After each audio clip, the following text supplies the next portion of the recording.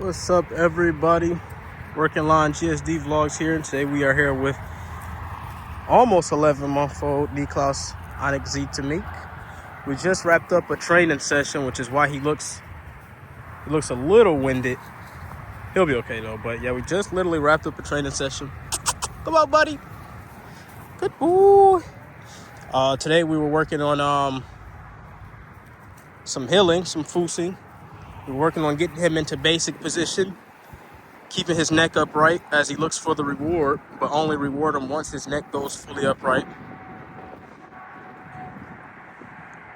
Oh, potty, yes, kaboo! I still reward him. You know, even though he's 10 months old, almost 11 months, I still reward him once he potties, especially at the field. But we're working on getting his neck upright and only rewarding him when his neck is in the correct position. So, and then we were working on healing in a left circle. So, as you guys know, for whoever watches these videos, these are usually just quick vlogs that I do of Onyx. Sometimes I go over what we've been working on. So come up. The sunlight might be affecting the video a little bit when I watch it back, but that's kind of what we'll be doing today. So we'll be talking about some of the stuff that we've been working on over the past 2.5 weeks. So we got a good training session in with our group on February 22nd at our Shushing Club. And then on March 3rd, which was the past Monday, we did a quick training. Well, I did a private training session with my trainer, Rob. And if you guys want to look at all of that stuff, you have to go over to the Leash Shushing Canine Training or Leash Shushing Training dog page for anyone that's interested that sees these videos in the future. So March 3rd, that private session, we worked on a lot of stuff as far as obedience and protection stuff with Onyx. He showed me we went over a lot of obedience stuff, like a lot of stuff. So it's just, when I'm at home, it's just a matter of doing stuff little by little, keeping sessions short and keeping them high energy, keeping him excited, especially with obedience, because, obedience for most dogs, or some dogs, is usually the boring part. And protection is usually the fun part. So he did pretty good in protection. We got a few things. Come on, buddy. The sunlight is horrible right there. We got a few things that we're working on as far as protection. Right now, we haven't transitioned over into a bite sleeve. We're still using a bite cloth or a bite rag, and he still has a habit of what's the word I'm looking for? Not gripping with his molars.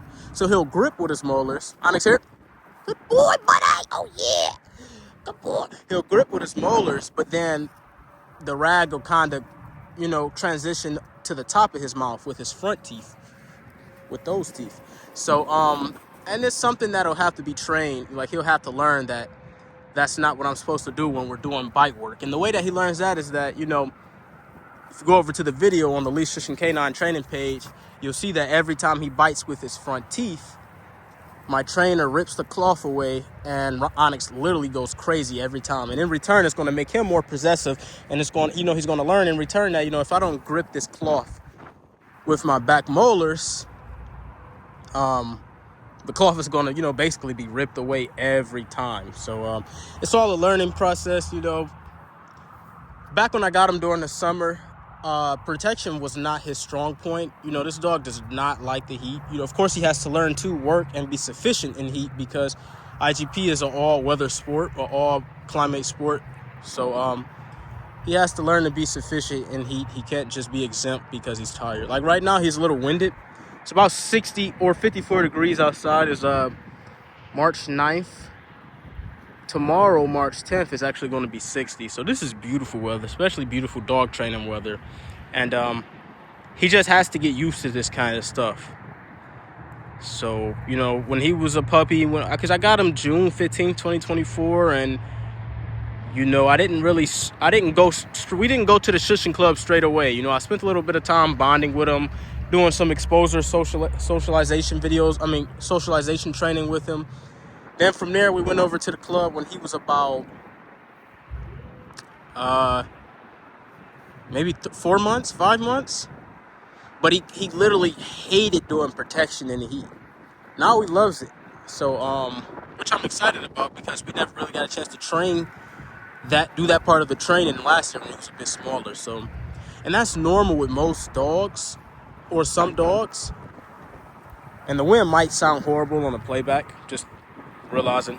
But that's, that's pretty normal with some dogs. Some dogs can't really handle that heat. It was like 80 to 90 degrees. But as they grow and mature, their endurance and their tolerance grows with them.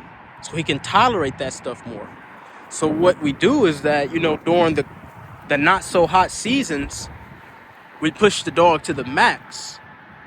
And we make the best out of those training sessions. So that way, once the, hot summer months come back, the dog has already been trained in those aspects as far as protection, and they're used to it. So that way they'll work a lot better when the summer does come back. So it's just a training process. Doesn't mean when the 90 degree weather comes back in the summer that he's going to just be a good protection dog or, very good in protection training. But he'll be a lot better than what he was when he was a lot younger. So yeah, so as I mentioned, we literally just got done with a training session. You can see he's still a little winded. We went for a good 15 minutes. It's important to know your dog's max or the limit that they can go. Do the most that you can within that limit. Keep it very high energy, very high praise, and then end it right there. So as I mentioned at the beginning of the video, today we worked some foosing and foosing is healing. So basic position and foosing. So as far as that, good boy, oh yeah, good boy, oh yeah, oh you want to spin, good boy, oh yeah, oh good boy, oh Onyx here, good boy, oh yeah. So the last video that we posted was literally us just playing at the park with his tug, which we're actually still going to do once I end this video. I know he wants to play, so I'm still going to play with him just for a minute. Uh-oh, buddy. Don't tell me your foot got wrapped up in a leash. So, I know he still wants to play, so we're going to do that when we're finished with the video. And like I said, that was the last video that we posted, was us just playing around and stuff like that. And sometimes I'll post videos like that from time to time. Won't be too much of a video. It'll literally just be us just playing around. So, but as far as the shush and stuff, as far as everything outside of that, he's been doing pretty good at the house. He's maturing and he's still rambunctious. He's still a puppy. So, he's still going, leave it. Hey. Like some type of animal fur he picked up. He's still a little bit rambunctious from time to time because he's a puppy. So he has his annoying moments. But, other than that, he's really, really good in the house. When he was a lot younger, probably 3 months, I made a video on talking about impulse control and living with a working dog and training impulse control. And he has very good impulse control in the house. He's not... And, you can argue that's because we don't let him roam free. A 10-month-old puppy don't need to roam free in the house because then they'll come up with their own devices and they'll destroy stuff. So, we still monitor him, still keep a close eye on him. But on days that we don't work, because we're not working, we're not doing his shushing work every day, sometimes I let him chill out and be a dog. On days that we do that, he's fine, relaxing in the house. Sometimes he chills out. Sometimes he plays with his Kong that I stuffed peanut butter and his kibble in. So, this is a good dog. I don't know what the future is as far as Onyx. Hey! I don't know what the future is as far as, what the future holds for me and him in the sport of shushing. This is my first shushing dog. So there's a lot of stuff I'm learning with him. Obviously, the dog has very good genetics. I speak about his genetic pedigree a lot because it's a very good genetic pedigree. My trainer said it best on March 3rd. Last time I seen him, he mentioned that, I went out to go get, my first working dog is a dog that comes from a good genetic background. So only thing we can do now from here is just train him good. But I'm pretty sure if he was with a more experienced trainer, he'd probably be more far along than what he is right now. But at the end of the day, not only is he my working dog, my shushing dog, but he's also my pet. And what I mean by that is that, let's just say we do shushing, and for example, let's talk about this. So let's just say you have an experienced shushing dog owner. and they have a dog that turns out to be a club level dog, meaning it's not a world level dog, it's not a national level dog. Sometimes those guys get rid of those dogs to go find a dog with a more higher gas tank. So in other words, what I'm saying is that, you know, if this dog is a club level dog, you know, I'm not looking to go to worlds or nationals or anything like that. And if you know what shushing is, you know what I'm talking about for, you know, random viewers. But if this dog is a club level dog, or because I know this dog has a lot of potential because of his pedigree, but I'm a first time owner. But, you know, even if he's not a club level dog, which I'm, you know, I know he's more than that, but I'm just speaking, you know, even if he wasn't a club level dog, I wouldn't get rid of him. I wouldn't look for another dog. Don't mean I won't have another shushing dog, another working dog in the future, but come here, buddy. This is my pet. You know, he's my working dog, but he's also my pet. So, yeah. So anyways, we're going to get ready to wrap this video up. I really hope that the playback doesn't sound horrible because the wind is blowing pretty hard right now. So, so we're going to get ready to wrap this video up, and we'll catch you guys later.